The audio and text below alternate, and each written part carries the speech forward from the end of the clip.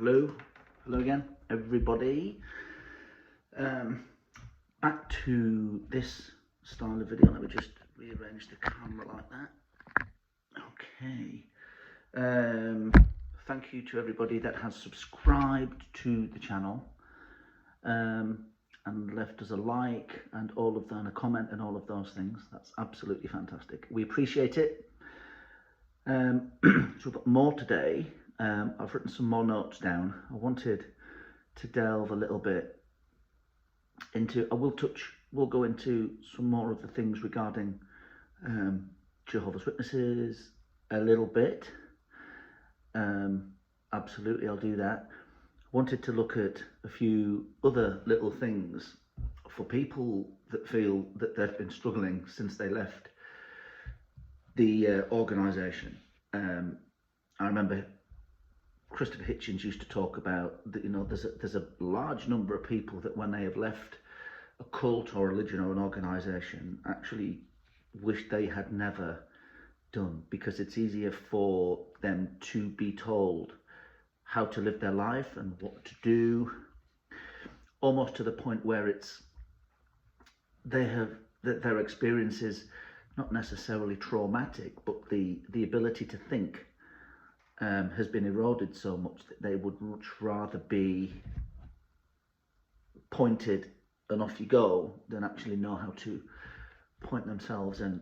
And I get that, because trauma can be a really, really difficult thing to come back through. And I'm going to touch on that for a number of reasons and talk about my own trauma and what I've been through, even outside of the Jehovah's Witness organisation, a little bit, to show you that there is always a path back out of the situation that you're in. But first, I would just like to make a little comment to rob a segment of one of my favourite YouTube podcasters, radio clips, Mark Ripperto, the comments from the haters. I am absolutely convinced that the negative comments that I've had on the last few videos are entirely from current Jehovah's Witnesses. And if you come on that channel, on this channel, and you are seeing this sort of content and you are reacting negatively to it, oh, you're so boring, or why are you whining and moaning, it is entirely because you are still a serving Jehovah's Witness. So there's a couple of things. Firstly, if you are on this channel as someone who's currently a Jehovah's Witness, you're only on it for a few reasons. Firstly, because you are trying to figure out how to get out, and you're looking for a little bit of motivation or inspiration or help. If you're not, the reason you're leaving a negative comment is because you know you shouldn't be on here. You have no intention of leaving, and you're being naughty, and so you kind of want to make out that you're actually not being naughty by telling me off and leaving a vicious comment. Well, do you know what? If that's how you have to live your life behind a keyboard, because that makes you big and tough and brave, well, you go ahead. Because God knows why you're on here, really, because you're being inquisitive, and you'll be punished. I don't know how, but maybe you will be. I live for these negative comments. They're actually hilarious. My wife comes down and shows me, you've had another one, you've had another one. But to be fair, there are so many good positive ones, it more than makes up for it. I was amazed to see on Lloyd Evans' channel, I don't know if anybody watches his channel, he's a former elder. He has a channel, Lloyd Evans. I really like him. I saw on his shorts thing, the shorts on the YouTube, that Stephen Lett, that rubber-faced wanker. Sorry for swearing. I'm not sorry for swearing. Like, something seriously wrong with his face, talking about babies. Well, he said, you've often heard it said of babies, oh, look at that little angel. And then went on to say, well, actually, because none of us are born with a good relationship with Jehovah, more accurately, we should say, look at those little enemies of God. True, babies. It is evident to me if he, as a member of the governing body, is coming out with that sort of nonsense, that babies are enemies of God, and we know there are many examples in the Bible of babies and children being killed, and the Egyptian firstborns being killed, which will have included small babies, and all of these sorts of things. And then there was the genocide of the Amalekites by the Israelites and all of those things. If any of it was true, the God of the Bible hates babies, hates them. Absolutely. And people can say, yeah, but children are a gift from God. It doesn't mean he doesn't fucking dislike them. You can't have killed as many as he is responsible for the deaths of without hating children. It's as simple as that. Absolutely as simple as that.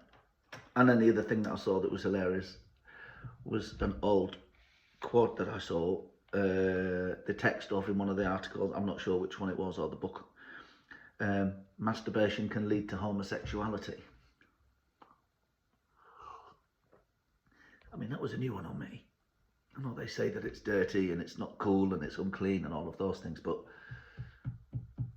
masturbation leads to homosexuality. I mean, my best friend must have done a ton of it. He'll know who I'm talking about. Anyway,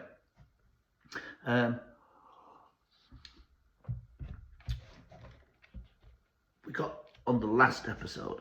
I left Jehovah's Witnesses organisation when I was about 35. It may have been 1 or 2 years earlier than that. One of the things that's really interesting, as we've talked about, is the control they want over every aspect of your life. Total control, including your employment and who you can and can't work for. If people think this isn't true, do you think you can get a job with the armed forces? Because no, you can't. They're not happy about you taking government work, because for obvious reasons. Staying no part of the world, whilst at the same time it has come to light that there are hierarchy of Jehovah's Witnesses serving on the United Nations, which is absurd. If you are currently serving as one of Jehovah's Witnesses and you think I'm making that up, do your own research. If you've come on this channel and knowing full well that you shouldn't, do your own research and look at how the Jehovah's Witness hierarchy are serving on the United Nations. And if that doesn't, here's my wife has just come in. Hello. Hello. For more tea? Yes. More tea, Vicar. There are hierarchy. I might be wrong. I'm sure it was one of the members of the governing body is working with the United Nations, and this is insane. This is insane. When you go and figure that out and see what's going on there, you won't believe it. I wanted, as I said at the outset, to talk about how you can come back from some trauma that you have been through, not only in the organisation of Jehovah's Witnesses, who do put a significant strain on you and kind of can make you feel hemmed in and closed in, but also from other external factors that can cause you significant stress. So whilst I was for a considerable period of time anyway, whilst I was still going to meetings as one of Jehovah's Witnesses, I joined the prison service in the UK, HMP, Her Majesty's Prison Service it was when I was in, not His Majesty, on account of the fact that she died and he's now in charge. In my mid-20s, and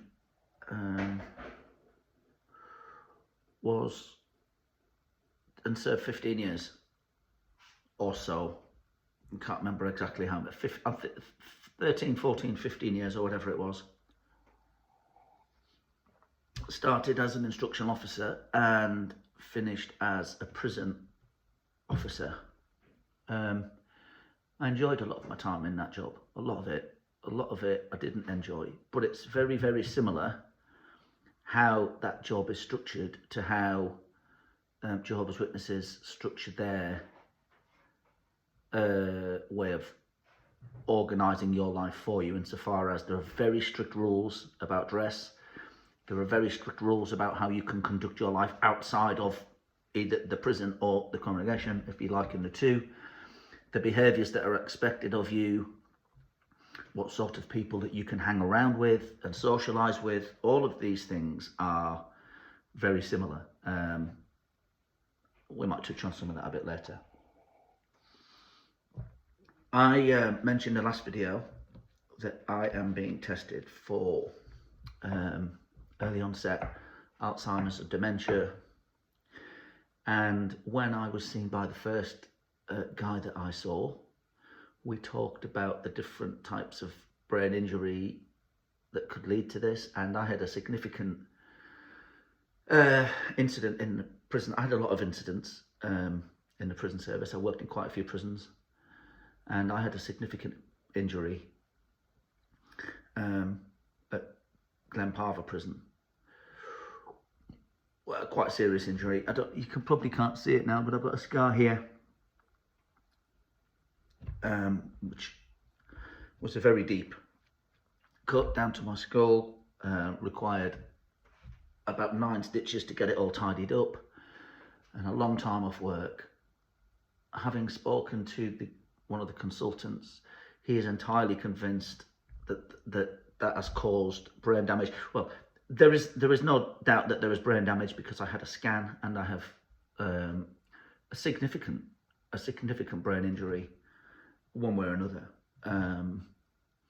And it is, he said, possible, couldn't say likely, but entirely possible that was a result of, led to a brain injury, which is physical trauma.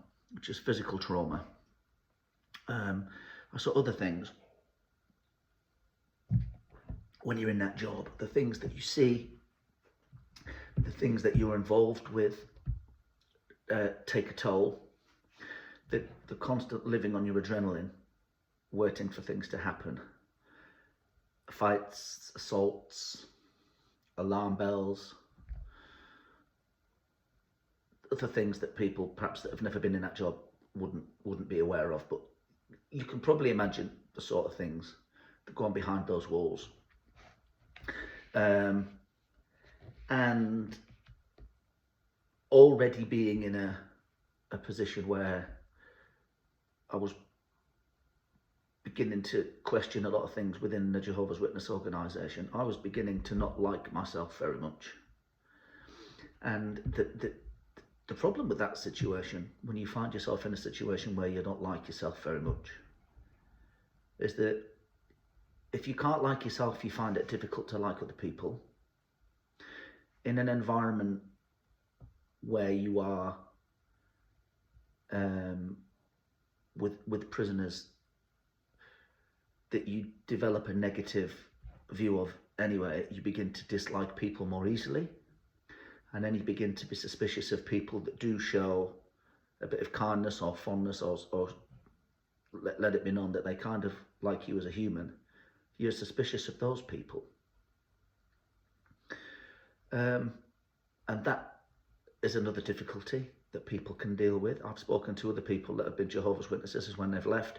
They don't like the person that they are because of the bigotry that they can still carry with them for a little while, amongst the other baggage.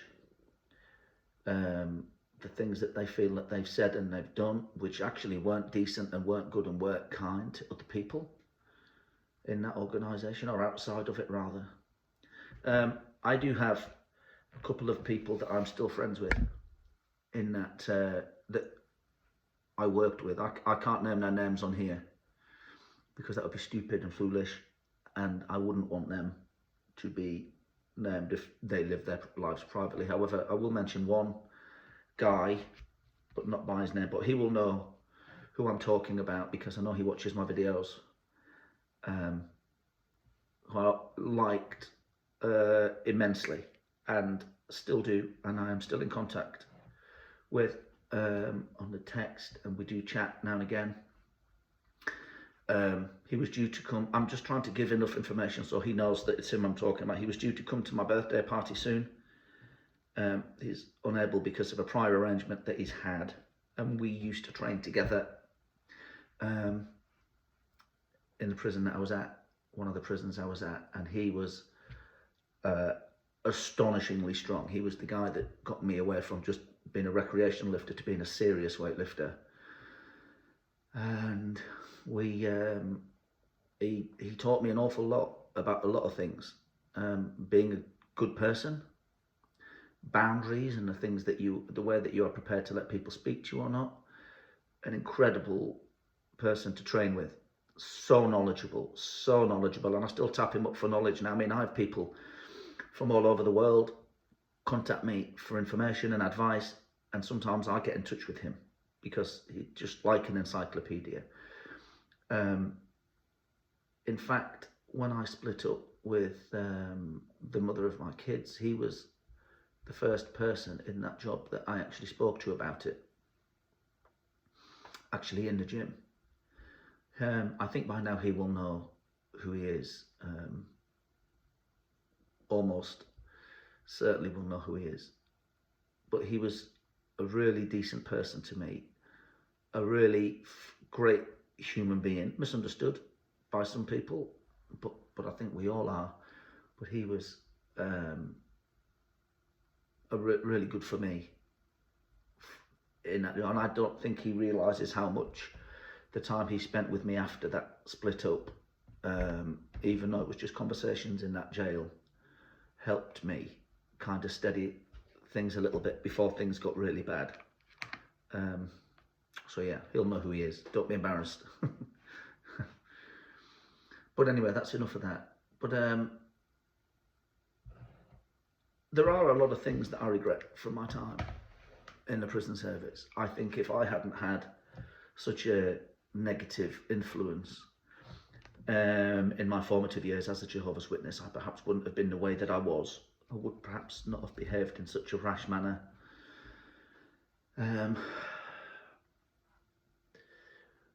I would like to think the problem with that job is it makes you angry constantly, because you never know when something is going to happen. You are constantly waiting for the next thing that happens, and when you are living on your adrenaline, it just makes you angry.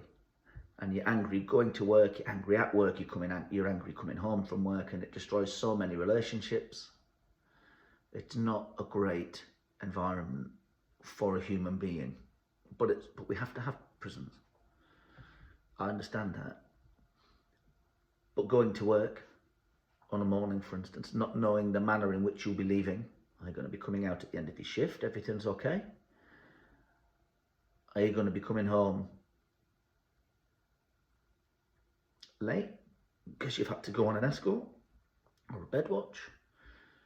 Are you not going home that night because you're in hospital? Are you going to be called away on tornado because there's a riot in another prison? Those things eventually weigh down, and I needed 15 years or so. People start that job when they're 18 and finish when they're in the mid-60s. I can't imagine that. There are some things that I regret about how I was, being so hot-headed and so cocky and arrogant, and I would change that, being given, I say regret the things I didn't do. So how shall I rephrase that? By saying I regret that I wasn't more of a person that would look rather than just rush in and act. There is a need for those sorts of prison officers that don't mind the worst side of that, and I was one of those, and I think that's what caused a lot of the anger and difficulty coming down from it when I left. I lost my job in the prison service not long after I split up with my kid's mum, the girl I was married to at the time. I split up. I had nowhere to live. I was homeless and seriously depressed. I went to the doctors, and he was, as good doctors normally are, he was very concerned. This had gone on for a while. I was still trying to go to work. I was doing my best to get myself together. I had no money, had no car, had nothing.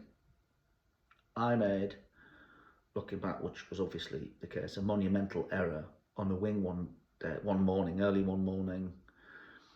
I asked one of the orderlies on the wing to wash a couple of my shirts because I didn't have anywhere to do it. It's as simple as that. My self-care and hygiene was going down the pan, and I was literally hanging on by my fingernails. I asked a prisoner to wash some of my shirts for me in the wing laundry, as happens on every wing in every prison in the country. But that's another story. A short time after that, something happened. I can't remember what it was, or even want to. And I went off, and I was off for several months, poorly. There's a much bigger story around this. Much bigger story. But anyway, when I went back, I was immediately placed under investigation. At one point, I'd had my key sealed. But when I went back, an investigation was opened into what happened with the shirt, etc. And I was charged with willful misuse of public funds, to the tune of, I think, half a cup or a quarter of a cup of laundry detergent, and breach of prison security because a prisoner got hold of a white shirt with some epaulette collars on, which at the time were readily available in the M&M magazine that they got anywhere to be able to buy clothes and trainers and things from.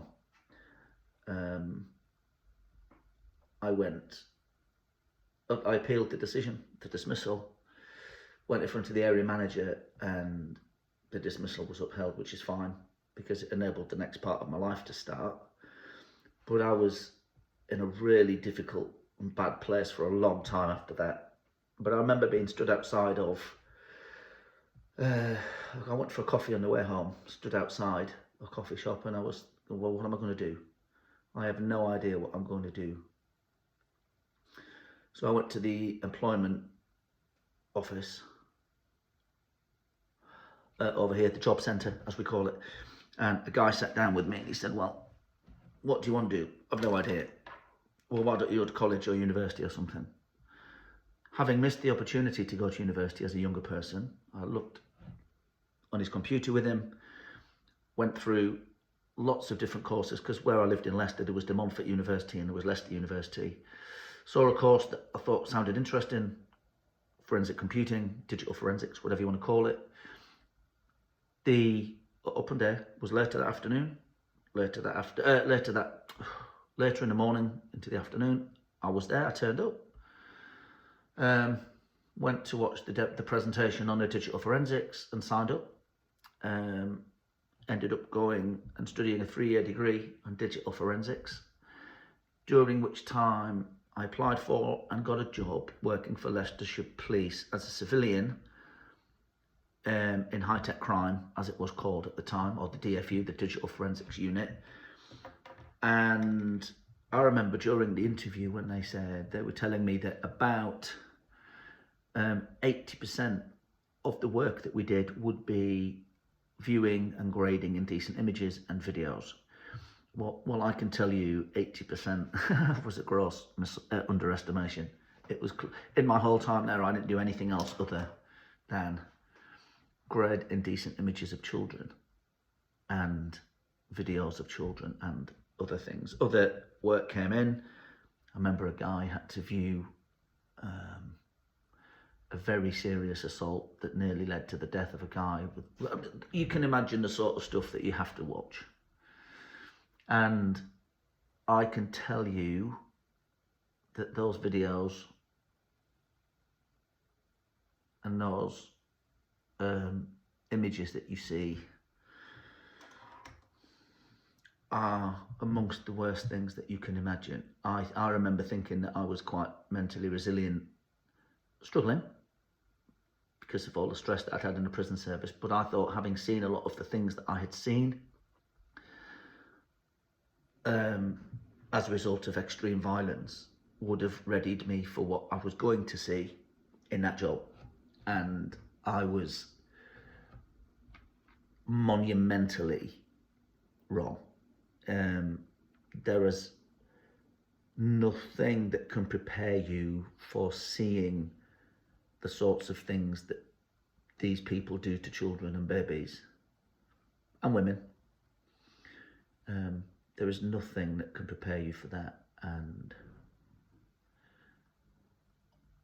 having had the trauma of the upbringing as a Jehovah's Witness and how that makes you feel, and then the prison service and how angry that makes you, and then this, I think it was almost kind of a perfect storm for me. And there were times I remember driving home, looking back now, where coming up to traffic lights with a lorry in front, and would just close my eyes and accelerate towards it.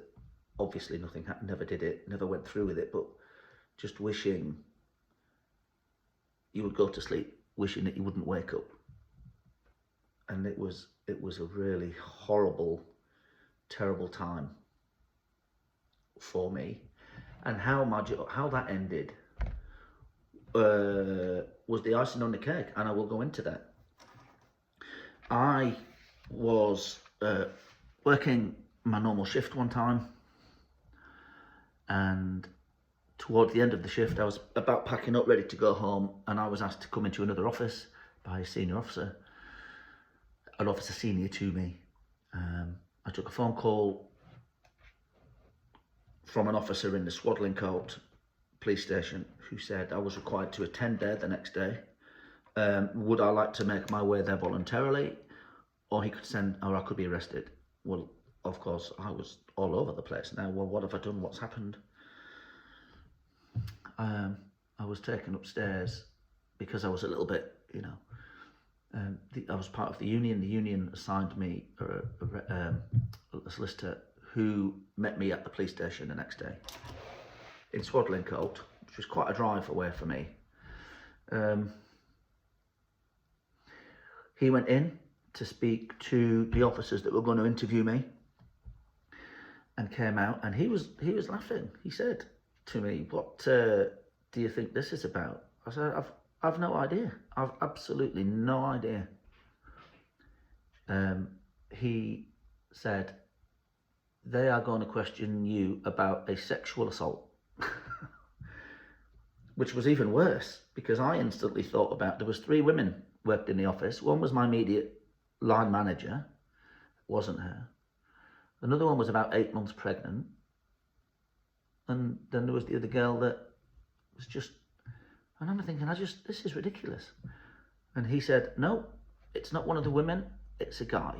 I was accused of sexual assault by a guy. Apparently I groped or caressed his bum," which is nonsense. Utterly bollocks. It never happened. It didn't happen. Anyway, I had the interview. I was then suspended while the investigation carried on, and I was off for months and months and months at home. Bearing in mind, I was living by myself.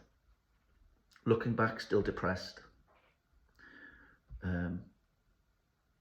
Barely saw the support guy that was supposed to come round and visit me. But rarely came. Phone call now and again.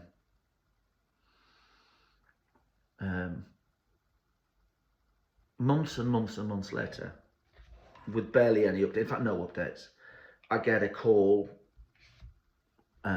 from one of the guys that interviewed me. In fact, it was a guy and a woman, but the guy that interviewed me, he said, look, we sent your file off to the CPS and they have got back in touch. I said, there's no case to answer, it's nonsense, we're not going forward with this. So then that was obviously relief. Later that day, I got the two people round to talk to me. A period of time happened. Actually, it wasn't the next day. A period of time went by. They said, you're back to work.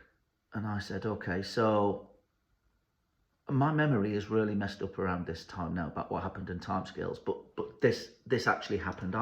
They came, talk about a few things. And I said, okay, so what happens now? What happens to him? Because as far as I'm concerned, he's made this up. I've been exonerated. What happens to him? Well, nothing happens to him. We've got no facility to do anything. So how does this work now? If I go back to work and I'm doing some overtime and he's the only other person left in the office, I can't do that overtime. I can't be left there. Or if I go into the toilet and he's there, I have to come out. Or if we go to the little kitchenette to make a coffee or a biscuit or some food, I see how this works? Nothing. I gave my notice because of their unwillingness to bend, and that was that. I left. That wasn't a good time for me either in the police. And then I left. Yeah. So that was even lower. So if we're looking at how things are, I was in a shit state for a long time. I did manage to get another job pretty quick, and then I got another one after that, working for O2, which was the best job I ever had, actually, for a period of time, till midway through lockdown in this country, and then things changed. But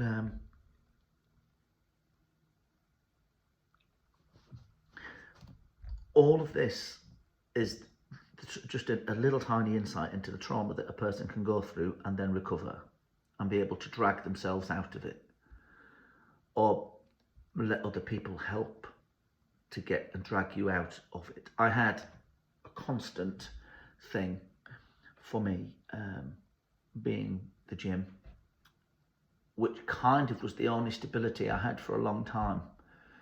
No matter how crap I felt, I had to get in the gym and put it in and then get it. There was always that constant. It's that thing for me, and everybody might have it. Some people it's music, for some people it's walking, for some people it's a hobby or whatever it is.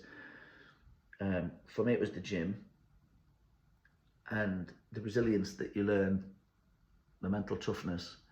Even though you can be struggling, there is always that little bit that when you're really into something like that, you want the next session, or you want the next bit of paint that you might do, or the next bit of writing.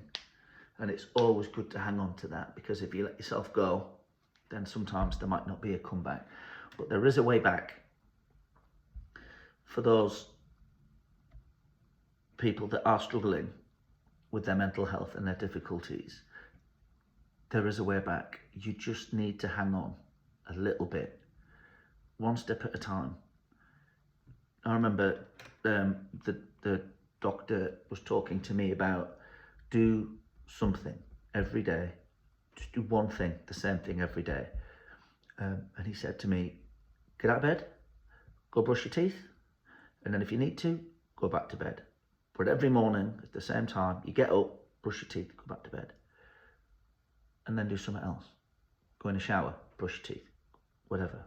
Until eventually you're up, make the bed, brush your teeth, have your shower, have a coffee, before you know it, you are becoming a functioning human being again. And I really believe that for those that are on the cusp of leaving this Jehovah's Witness organisation, that will help you, because you will struggle. There will be issues with you to kind of untangle all of that bullshit that you've for so long bought into, and all the trauma that's gone with it. That's got to all be unravelled, and that's difficult, and that's going to take a toll. Go through your processes, whatever it is that you enjoy doing and that you love doing, because the alternative, going back, doesn't bear thinking about, because it will only hurt you even more. And if you've got to the point where you're on the cusp of leaving, you have done so well. You have done so well. Just keep going. And there's that one of my favourite phrases. When you're going through hell, keep going. It's as simple as that. So look, this, again, I had some notes, but it wasn't scripted. I am aware that I put that poll out the other day to ask people what they would like to see a bit of a takedown of, and I think, looking at the results so far, it's shunning and disfellowshipping, which I'm going to do very soon. I promise the next couple of days that will come out. This is just a bit of a ramble, particularly to annoy the people that didn't enjoy the other videos. For those Jehovah's Witnesses, shouldn't you be on the ministry? Shouldn't you be doing your Bible studies instead of watching this? But anyway, there is more to come. I hope that this isn't too far away from what people would want on here. But I think it's important that we share these things so that we can all begin to understand that everybody's going through something, or has gone through something. And you can get out of the shit that you're in. You really can. But anyway, brothers and sisters, comrades and friends, give Lloyd Evans a look on YouTube.